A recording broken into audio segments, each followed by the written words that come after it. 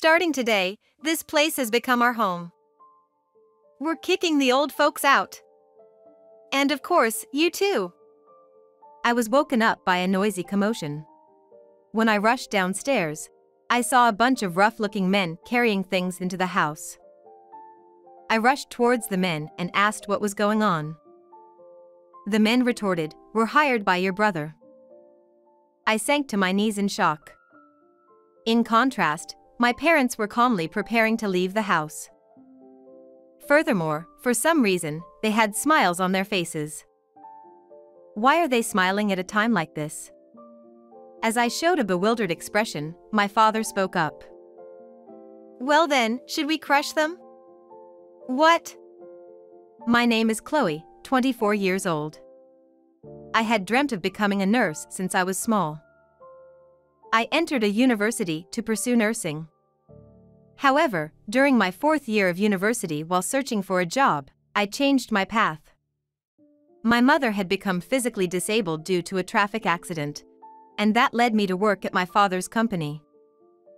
My mother used to help my father's company as a clerk, but after the accident, she became disabled, and she could no longer do the same clerical work she used to do. I wanted to work while taking care of my mother, so I joined the company which my father runs, right after graduating from university. I spent days facing the computer, trying to adapt to my new job quickly. My mother apologized to me every day. I'm sorry for everything. I'm sorry for ruining your dreams for the future. It's all because I ended up like this. Certainly, I had dreamt of becoming a nurse, but with my mother in this condition, I couldn't go and look for a nursing job. Don't worry about it. I wouldn't want anything to happen to you in this state. I would cheerfully say to my mother, trying to lift her spirits with a bright voice every day. It was challenging, but the fact that we weren't in our old house anymore was the greatest relief. In that house, taking care of my mother would have been nearly impossible. It was deteriorating, falling apart everywhere.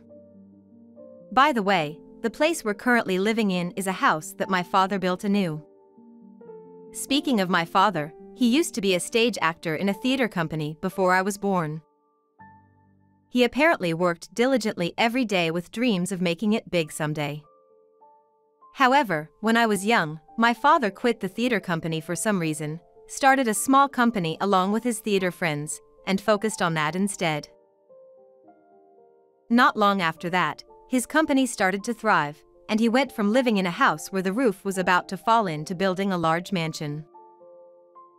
My father was happy that it was spacious and would be ideal for a family to live in. However, on the other hand, he would say almost every day, it would have been nice if he could have lived here with us. The he my father mentioned refers to my brother. After graduating from high school, my brother moved out of the house, and we had lost touch with each other. My brother is the opposite of me, who has introverted personality, and he is a cheerful man who says whatever comes into his head. My brother used to hang out with notorious troublemakers in the neighborhood. He caused trouble for various people and engaged in wrongdoing. He disliked his family, and I remember being ridiculed by him countless times. He particularly harbored a strong resentment towards our father. It seemed that the reason why my brother disliked his family, especially my father, was because he was being harassed at school for being poor. He hated our father with all his heart, saying that we were poor because our father was an unsuccessful theater actor, and that's why people made fun of my brother. My parents were always worried about my brother, who had disappeared without a trace. But to be honest, I felt more at peace without him around, and I think it's fine for him to remain out of contact. That's when it happened. One day, my brother, with whom we had lost touch, came to our house out of the blue. Beside him was a beautiful woman who looked like an actress. Apparently, my brother had gotten married at some point, without any of us knowing. You guys are getting old, so I became worried and came back, he said. However, I distrusted my brother's concern for my father. He used to belittle people, and he was never the kind of person who genuinely cares about others. As I observed my brother cautiously, he looked at me and said, "You've grown up," with a deep sense of emotion. My brother's wife, a woman named Ruby, was smiling and commented, "She's such a cute little sister." Did she change my brother? While my brother might have changed due to marriage, I still believed he would eventually disappear again. That's what I was thinking. However, from that day on, my brother and his wife began to visit us frequently. "I just want to do something for you guys," he'd say. "My mother is also disabled." These were the words I could never have imagined coming from my brother. And Ruby, claiming she was used to it, began helping with our mother's care every day. Furthermore, my brother, who used to deeply resent our father, was now smiling at him. "To think you could build such a splendid mansion. You're amazing. I'm really sorry for being so selfish when I was young," my brother said. He truly seemed to have changed after he got married. Even when he came to our house alone, he'd find time to make phone calls to Ruby. She must be really important to him. At first I was in disbelief, but seeing the change in my brother made me happy. A few days later, when I returned home from work, I found numerous large boxes inside the house. My brother was busy sorting through them. When I asked, "What are these for?" he replied, "We'll need them in the future." Perhaps he brought things necessary for taking care of our mother? I thought that way at the time and didn't pay much attention. However, day by day, more and more boxes arrived. I thought he was bringing too many things, so I told him. "It's really thoughtful that you are bringing all this for Mom, but I think it might be a bit too much." Then my brother's expression suddenly changed. I knew this expression well. That's the look my brother used to have. "It's my family home, so I can do whatever I want, right? You've always been such a nag," he retorted. I couldn't hide my surprise. Suspicion began to well up within me again. My brother was grinning as if he'd won. Then my father came in between me and my brother. Now, just put the large boxes in the big room upstairs."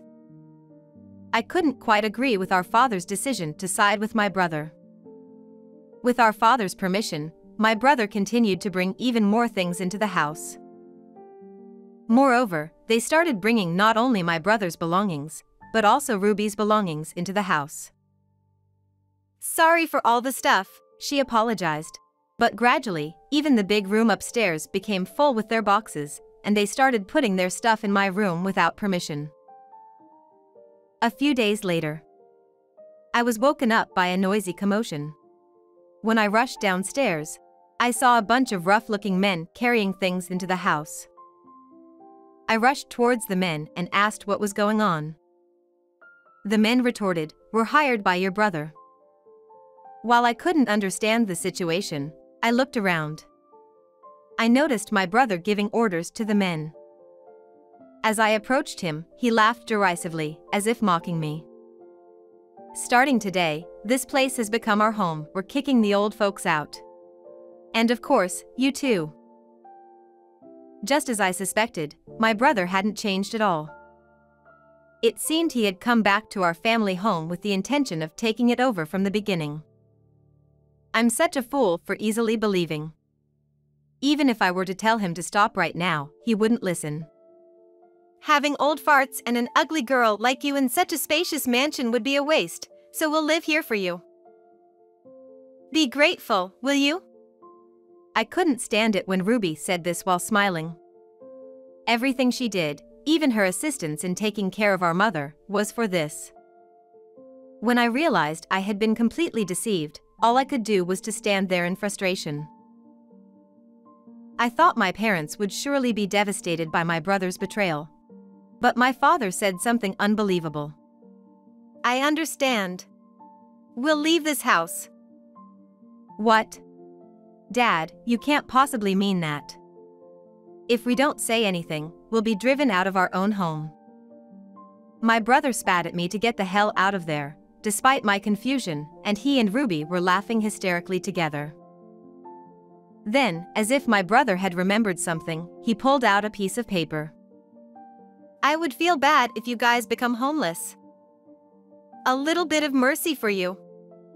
The paper he handed me had one-bedroom apartment written on it.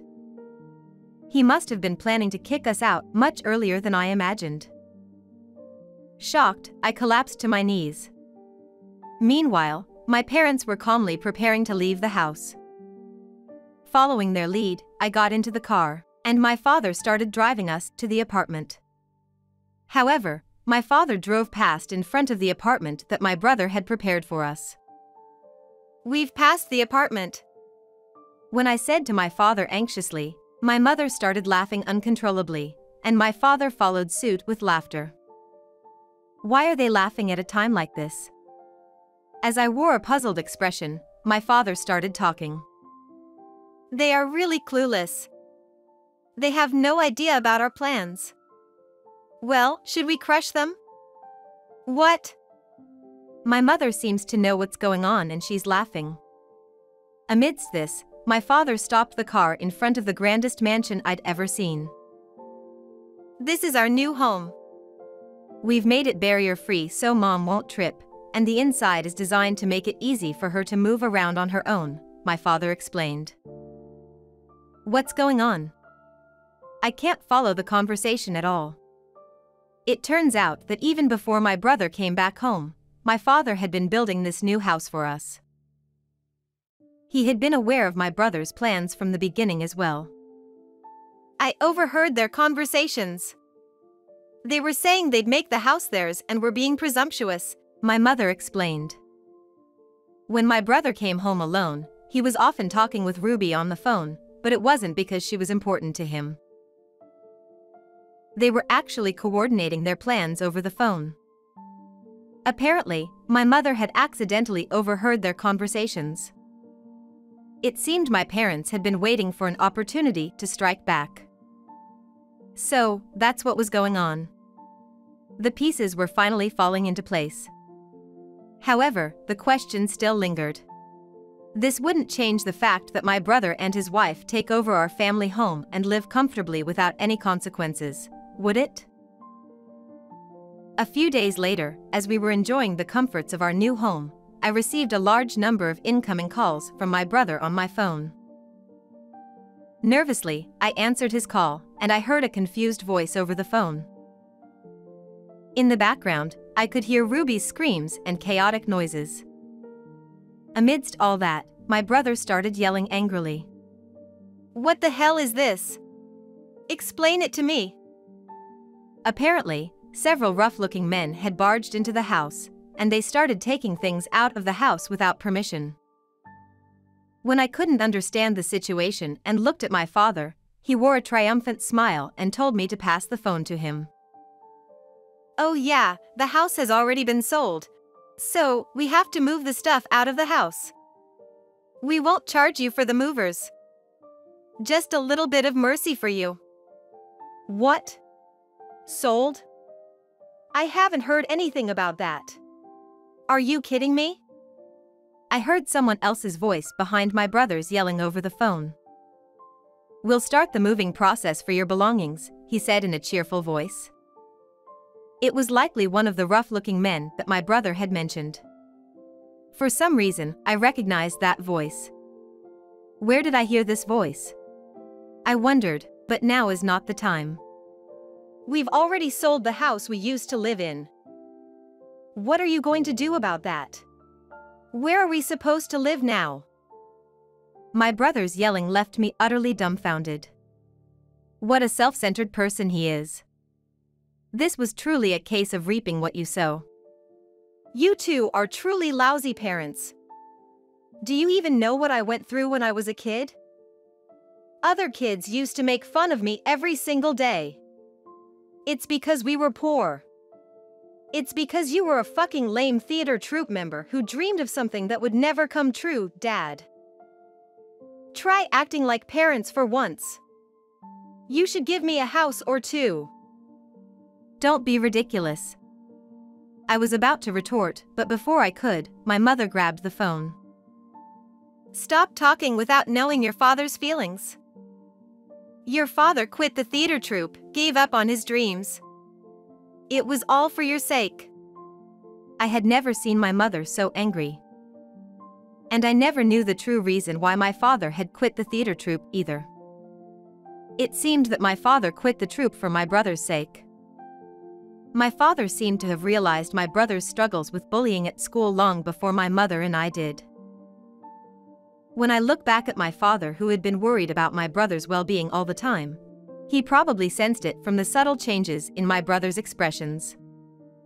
He understood that our family's financial difficulties were largely due to his own inability to succeed as a theater actor. He didn't want to burden our family because of his own dreams any further. Of course, my mother told him that she didn't care about being poor and she wanted him to follow his dreams. I can infer this from the way she apologized to me every day after she required care. I'm sorry for everything. I'm sorry for ruining your dreams for the future. It's all because I ended up like this. My mother apologized me every day for ruining my dreams, but perhaps she was apologizing to my father at the same time. My father quit the theater company, saying that spending time laughing with his family was more important than his dreams. However, he couldn't simply tell my brother and me the exact reason, as it might make us think that he sacrificed his dreams for us. I honestly don't know whether that was the right choice. However, my father made his decision based on his own thoughts. After leaving the theater troupe, he joined forces with his fellow troupe members and established a company that eventually led to building this grand house. My father mentioned it casually, but looking back, it's no piece of cake. He must have put in immeasurable effort while we didn't know anything. It was for the sake of the family that he was able to do that, wasn't it? I'm not going to believe that kind of story. Anyway, do something about it. Aren't you my parents? My brother refused to believe anything. My mother couldn't contain her anger and was about to say something, but I quickly hung up the call. There is no point in saying anything to my brother right now. About a month later, apparently my brother called my father for help. It turns out that Ruby's parents have always signed the contracts for all the places that my brother and his wife have lived in, for them until now. My brother hid the fact that he was unemployed, lied her parents that he works for a major corporation, and made her parents sign the contracts for expensive apartments for them. I could see how my brother was able to fool her parents from the fact that he used to hang out with the wrong kind of people. However, when everything came to light, it seems that her parents completely abandoned them, saying that they can't deal with my brother and their daughter anymore. My brother and his wife had lost everybody who would take care of them, even lost a place to live, and were helpless to do anything about it. If he thinks back on what he's done so far, he'll see that he deserves what he's got. He has caused us so much trouble, and now it's time for him to pay for it. My brother must be regretting by now. Our father, who had been so worried about my brother, pushed him away this time. Perhaps it was also to make him look back at his own actions. By the way, as for the rough-looking men who carried out my brother's and his wife's belongings, they were former colleagues of our father, people from the theater troupe. The voice I heard over the phone sounded familiar, and I wondered where I'd heard it, but not it makes sense. It was the voice I had heard when I was a child. I faintly remember the members of the theater troupe joyfully sharing their dreams with my father. When I went to thank the theater troupe members, once again, they told me that my father didn't abandon his dreams, but he chose to pursue new dreams instead. Seeing our parents smiling in the new house, I knew my father had no regrets about leaving the theater company. And they believe that someday, my brother will change his mind and reform himself. I really hope my brother will truly change next time. I'm hoping that one day that will happen.